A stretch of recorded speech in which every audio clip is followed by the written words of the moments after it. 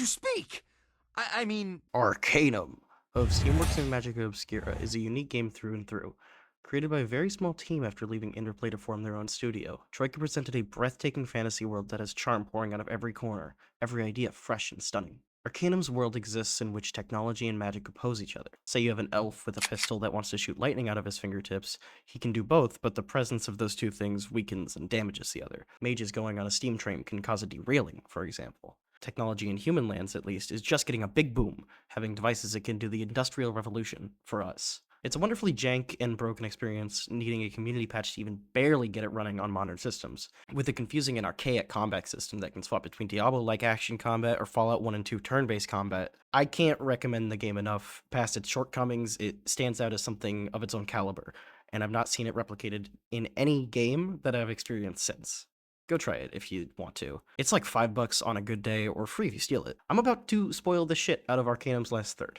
Arcanum's story revolves around you, a supposed reincarnation of Nazruddin, a powerful elven mage that sealed an evil mage, Aranax, away after a massive battle. That's all bullshit, apparently. You're just some guy, and Nazruddin is still alive. Aranax threatens to leave his prison in the void in which he was sealed away in, and being a weak, frail old man, Nazruddin tasks you with heading to the site of the massive battle, the Vendigroth Wastes, to find a weapon that can hold the very essence of a mage, essentially killing them. The Vendigroth Wastes, as stated by Nazruddin before you part ways, used to be a highly advanced technological culture, surpassing even the dwarves of the time. Seen as a threat by Aranax, who believed the elves should lead all other races, Aranax decided the best course of action was to absolutely nuke the shit out of Vendigroth, committing a genocide and setting the course of technology back hundreds of years for humans. When you get there, it's a wasteland. It's horrible and dangerous, and it's spiders. But with some searching, you can find the ruins of the once great city. There's half-buried buildings and statues just barely peeking out of the sand, giving hints of more underground. Descending through a stairway, you transition maps, and the gravity of what once was will hit you. There's street lamps, roads, buildings. People used to live here. People talked and laughed and danced and researched and loved here. And because of one man hell-bent on control, those people are gone. You can read newspapers strewn about the place, learning about Vendergoth's view on Aronnax, how scared they were of him. These people were people, so much like you. Their technology, city layout, and even newspaper design is so reminiscent of Tarant, the current capital of Arcanum. Everything here is different, yet familiar. The first time experience for me, sitting alone in the dark, only the screen's light hitting my eyes, exploring the city, was moving. I cried for the characters that don't exist. I cried for the lives lost that did not exist. And I think that this experience would not be complete without the music. The music in Ventrigoth is used in other areas, like Caledon, but it feels like it was made specifically for Ventrigoth. I don't know jack about music theory or whatever, but I'll try and explain why I like this specific song so much. The beginning of this song is sort of like a military march, one you would expect to hear when a president says, "We're going to war, it'll be awesome."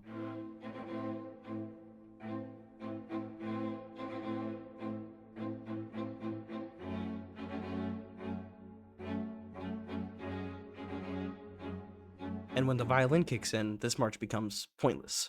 The song becomes desolate and remorseful. A family grieves their loss. A country is losing.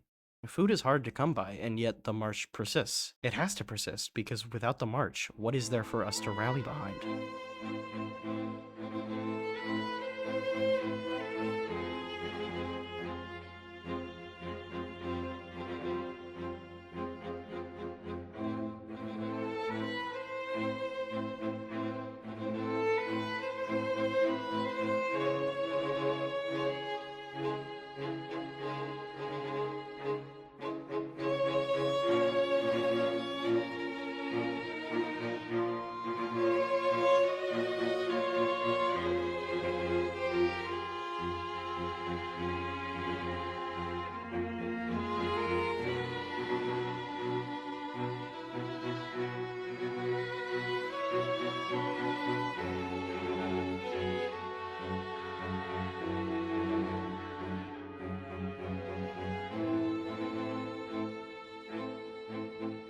The violin dips, if only for a moment. Hope at last, perhaps. But then it comes back, in a lower key, more somber. It's overtaking the march, and the march itself falters, becoming discordant and shaky. It's trying to push past the violin, but just, it can't.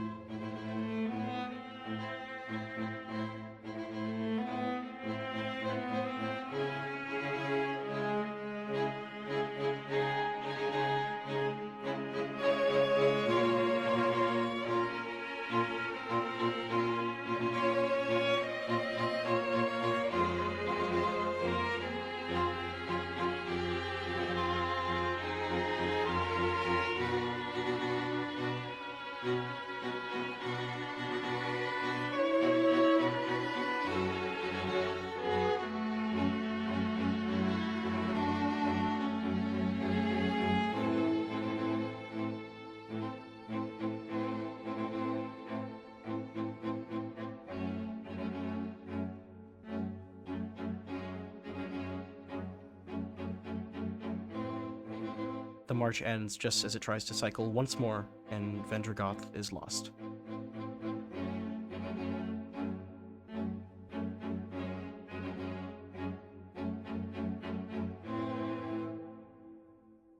It's a shame that most won't be able to experience the full composition without seeking it out. The game tends to interrupt exploration with combat, and that has its own song and its own repetitive sting that takes you out of the environment a bit. This song, area, and quest are what will happen if you, the player, fail to stop Arronax from breaking free. Your loved ones, the characters you've met, the choices you've made will not matter if you cannot win. I think this is one of the most beautifully executed environmental storytelling pieces in any game I've ever played. It just shows the power of your enemy. It shows what will happen if you fail, and it humanizes characters that don't even exist by connecting them with your own experiences. Thank you for listening to me talk about a very niche topic. I hope I inspired you to pick up Arcanum if you watched it and got spoiled.